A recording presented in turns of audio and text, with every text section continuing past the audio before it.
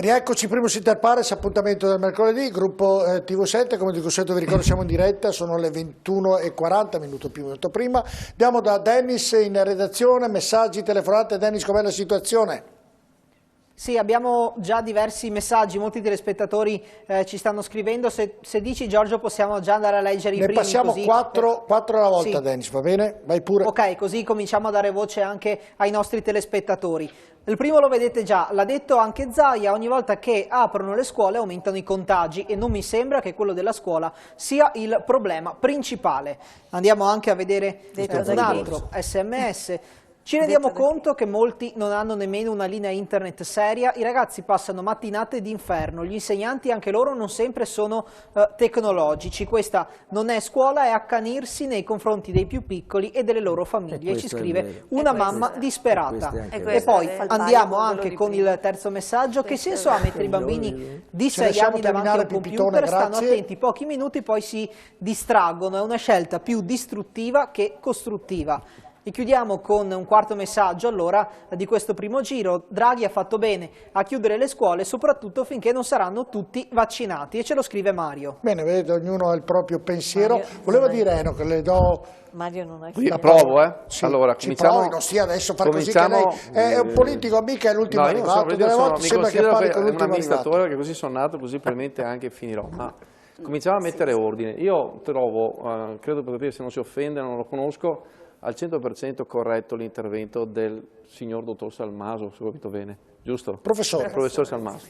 Perché bisogna mettere ordine. Innanzitutto, Zaia ha detto che, il presidente Zaia, e anche nell'ultima conferenza stampa di, se ricordo bene, venerdì, ha fatto un comunicato stampa, dove dice che le scuole, e ne è testimonianza la condizione del settore scolastico e di istruzione del Veneto, la dottoressa Palumbo, che qui dell'ufficio regionale sa bene che la linea del Veneto è sempre stata per tenere aperta anche quando gli altri chiudevano. Noi non abbiamo mai capito perché quando si doveva chiudere il governo con l'Azzolina apriva e quando c'era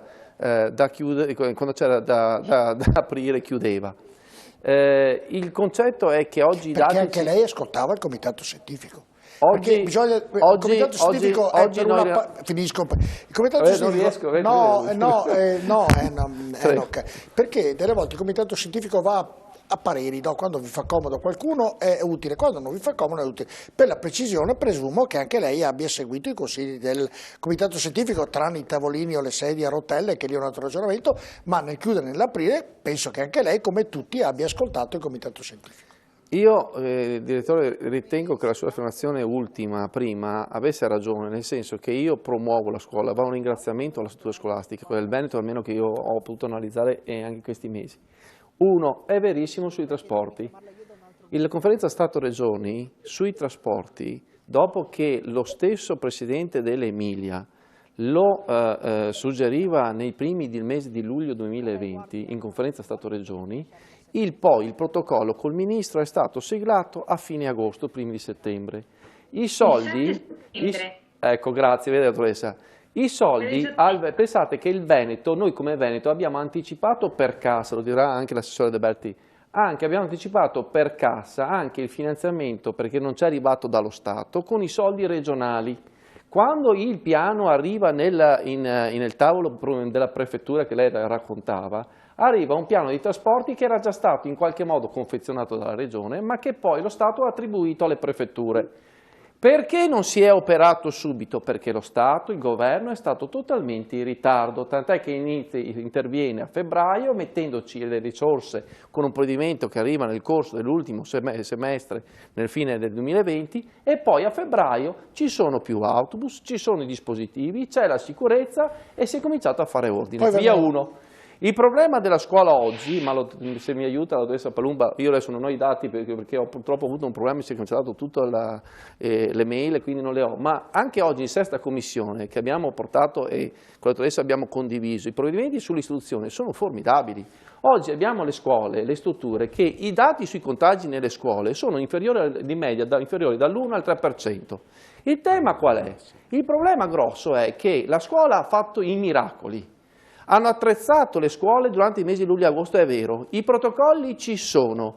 Il problema è enorme sulla DAD perché abbiamo problemi di connessione, ma abbiamo un problema dei docenti che fanno fatica, abbiamo i ragazzi che mentre stanno in DAD mangiano, chattano, giocano, si distraggono, abbiamo un problema di formazione, abbiamo un problema di valutazione, ma c'è un dato su tutto questo. Perché noi abbiamo dentro le scuole la sicurezza e abbiamo fuori dalle scuole invece che ci sono gli assembramenti e non ci sono i dispositivi fuori dalle scuole? Il problema non è la scuola, è quello che accade prima e dopo la scuola. Va bene.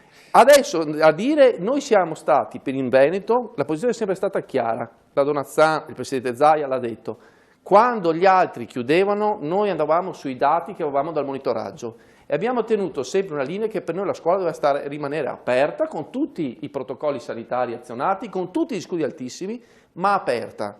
Questa è stata la linea. Perché oggi è chiusa? Perché è intervenuta la zona rossa, che è di competenza dello Stato e del Governo e non della Regione. Se fosse stata competenza della Regione, le scuole in Veneto sarebbero aperte. Bene. Dopodiché un plauso ai docenti, alle strutture, a tutti, perché oggi stanno dimostrando di essere delle strutture il plauso va a tutti gli infermieri. Qui stiamo affrontando un problema che ci sono le famiglie in difficoltà, gente, mamme che purtroppo non hanno la possibilità,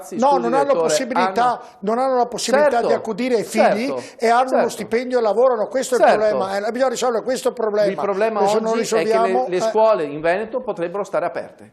Oggi sono chiuse perché lo Stato con la zona rossa è d'accordo Palumbo, dottoressa Palumbo, è d'accordo che potrebbero rimanere aperte? Ma io penso di averlo detto prima, che l'equilibrio che avevamo raggiunto da febbraio e che abbiamo costruito proprio con la Regione, cioè aperto infanzia, primaria, scuola media, e scuola superiore al 50%, certo, col piano dei trasporti organizzato, come giustamente e correttamente è stato detto, tra dicembre e gennaio. Ricordo anche per inciso che le prime linee guida, quelle del 7 di settembre, quindi intervenute in clamoroso ritardo perché le scuole in Veneto sono cominciate il 14, prevedevano una capienza dell'80%. Certo.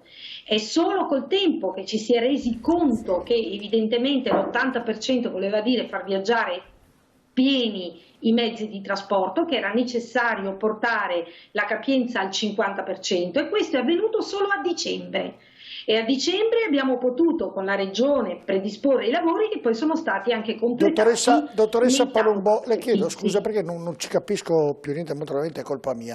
Allora, no, è molto semplice il concetto, mi sembra che la dottoressa Palumbo, Enoch e il professor Salmaso, tutti dicono che le scuole sono in sicurezza. Io credo che il Presidente della Regione, quando va a confronto con lo Stato, dirà guardate che nel Veneto abbiamo le scuole in sicurezza. Al Governo c'è anche la parte politica che riguarda il Presidente Zaia, ci sono tutti ormai al governo tranne lei, Enoch, che forse c'è anche lei, però lei dice che non c'è, però non c'è. No, ma non c'è, ma fa parte del gioco, qui l'Italia fa parte del gioco e Fratelli d'Italia fa parte di questo gioco di essere l'opposizione. Ma detto questo, se il governo è di unità nazionale e un Presidente della Regione, come presumo tanti Presidenti della Regione, vanno e dicono guardate che la dottoressa Palumbo, il dottor Salmaso, la dottoressa Piva hanno detto che le scuole sono sicure, perché lo Stato non riapre?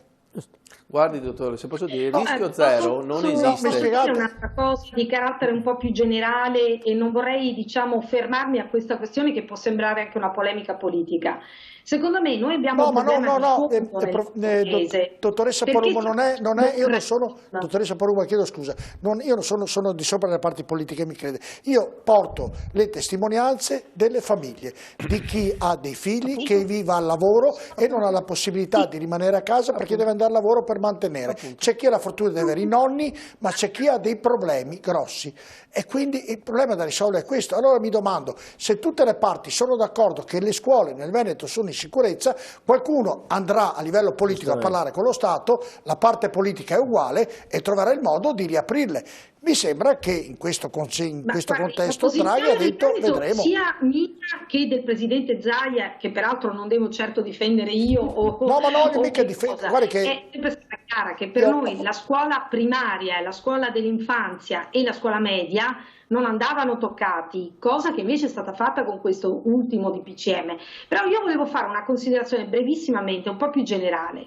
Il problema è che noi da mesi, noi intendo come Paese, stiamo andando random su questa questione delle aperture, cioè facciamo fatica a capire qual è il giusto contemperamento, punto di equilibrio fra tutela del diritto alla salute e tutela del diritto all'istruzione, che sono due diritti costituzionali. Quello che secondo me manca, tragicamente, è uno studio serio, non fatto dal gruppo di studiosi di qua, il gruppo di studiosi di là, ma commissionato proprio dal governo, che ormai i dati sono tantissimi, metta a confronto cosa è accaduto dal punto di vista scolastico in 3 contesti diversi. La Francia, che ha tenuto sempre aperto, poi per esempio si potrebbe prendere una regione tipo la Campania, che ahimè ha tenuto sempre quasi tutto chiuso, da diciamo marzo dell'anno scorso nel loro caso fino a questi giorni, hanno fatto pochissima scuola in tutti i livelli, e comparare queste due situazioni estreme con un'altra intermedia che potrebbe essere quella del Veneto, della Lombardia, dell'Emilia Romagna. Allora, noi abbiamo ormai tantissimi dati da marzo dell'anno scorso a quest'anno di situazioni completamente diverse, ma perché non c'è qualcuno che commissiona uno studio serio fatto da epidemiologi, statistici, matematici, fisici, chi volete voi, che guarda la diversa dinamica del virus nella collettività e nelle scuole confrontando queste situazioni? Senta, purtroppo che manca è questo, ha ragione. per questo le decisioni sono random, e a me quello che fa impressione è che adesso diciamo c'è questa anche posizione quasi generalizzata, riapriamo tutto, sulla base di che cosa? Di uno studio che è uscito qualche giorno fa sul Corriere della Sera, che è uno studio fatto sui dati di settembre-novembre, quindi prima della variante inglese, all'inizio della scuola, che sono già obsoleti. Non soggetto a peer review, non è stato pubblicato su nessuna rivista. Se fate gli interventi più brevi io faccio parlare. Sì, potete tutti, chiedo gentilmente brevità. Io ritorno nella tematica importante. Mi sembra di capire, dottoressa Palumbo, dottor Salmaso, Pipitone, tutti voi, che tutti qui siete d'accordo che le scuole in Veneto sono sicure. Mi domando perché Draghi dice speriamo di aprirle in zona rossa, che io avrei detto in virtù di quello che sento dire da esperti delle scuole che sono in sicurezza, caro Pipitone. Io, Presidente, dico finite le vacanze pasquali, le scuole si riapriranno anche in zona rossa. Punto. Siccome mi dite, il problema Pipitone, non è vengo da lei, ma se tutti voi mi date questa garanzia che le scuole sono sicure, non vedo il motivo. Guarda, quello che dice la professoressa Palumbo, la questione è molto semplice, voglio dire, almeno per quanto riguarda questa regione. In questa regione ci sono le condizioni per tenere le scuole aperte. Io penso che la politica regionale, il Presidente Zaia e chi ha la forza di farla nelle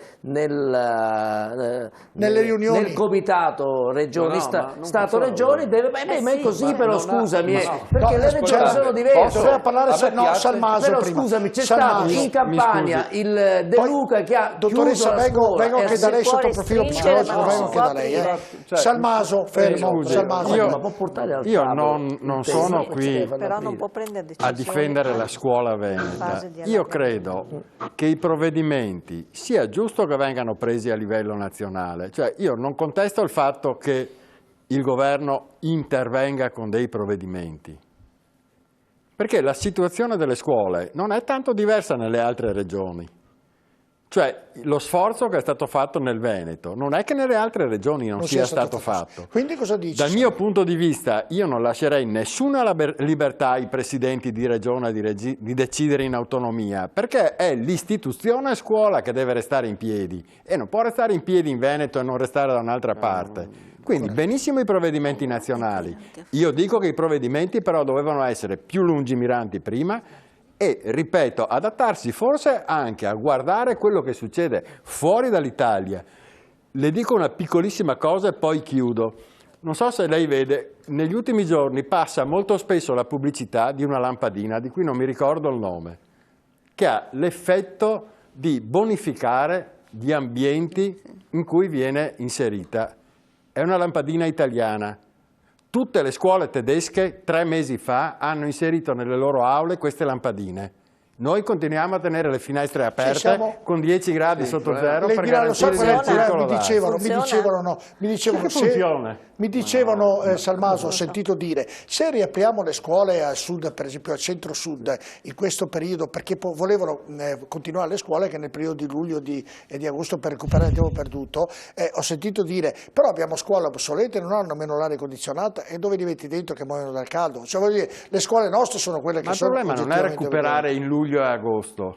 Era venuta fuori che questa... Perché adesso mettetevi nei panni degli studenti che hanno fatto questo tipo di periodo per praticamente 12 mesi consecutivi e adesso gli diciamo in luglio e agosto non è sufficiente, tornate a scuola.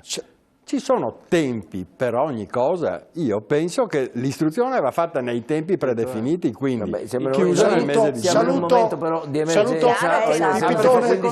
noi andiamo a fare lezioni in luglio e agosto avremo le famiglie che agosto, ma insomma tornerebbero a scuola a fare lezioni frontali. Non mi pare questo sia un problema per i ragazzi. Facciamo quello che dice il Presidente Draghi o il Ministro Bianchi, le apriamo per fare sport, musica. Ma perché io non dovrebbe farlo per il mio studente che parte fa 50-60 km al giorno viene a fare sport a scuola d'estate, ma le sembra una cosa seria? Guardi che c'è anche una platea di ragazzini. Assessore, chiedo scusa perché saluto Mara Pattella che è segretaria generale della FLC della CGIL di Padova. Buonasera, grazie anche a lei di essere con noi. Vengo subito da lei. Ecco, terminiamo buonasera a tutti e a tutte. Ecco, se rimane ferma con l'inquadratura perché vedo che si muove, poi sparisce, ritorna, sparisce, mi farebbe una gentile cortesia. Ho interrotto, faccio solo doveva parlare ancora. Solo un inciso, l'ha detto la dottoressa Palumbo che di fatto... Che c'è anche sempre collegata, vedete che fra poco vedrete che ha una grande responsabilità insieme a tutte le, diciamo, lasciamole strutture. Così. Allora, il concetto è questo, il rischio zero non esiste da nessuna parte. Assunto questo, il concetto del Veneto che abbiamo portato in tutte le sedi, poi bisogna ricordarsi che i DPCM non li scrive il Presidente Zaia, non li scrive Soranzo, non li scrive la dottoressa Palumbo, ma li scrive qualcuno dentro il Consiglio dei Ministri. Ora, io non entro nel merito di cosa scrivono, ma lì, professor Salmaso, si poteva benissimo scrivere diversamente da si chiude tutte le scuole di ordine e grado nel momento in cui scatta la zona rossa.